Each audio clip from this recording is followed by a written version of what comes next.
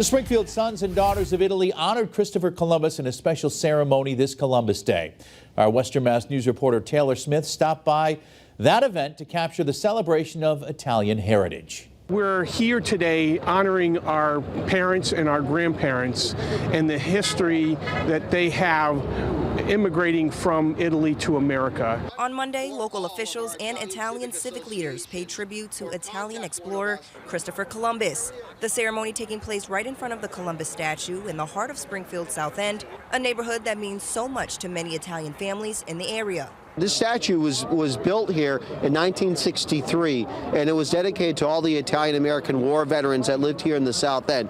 All the names here inscribed never returned home. Hosted by the Springfield Sons and Daughters of Italy, this annual event is a way to pay tribute to Italian history and recognize Columbus's achievements as the navigator who opened up new worlds for many immigrants seeking a better life. Salvatore Circosta, president of the Sons and Daughters of Italy, emphasized Columbus's significance as the first European to cross the Atlantic, paving the way for countless others seeking new opportunities.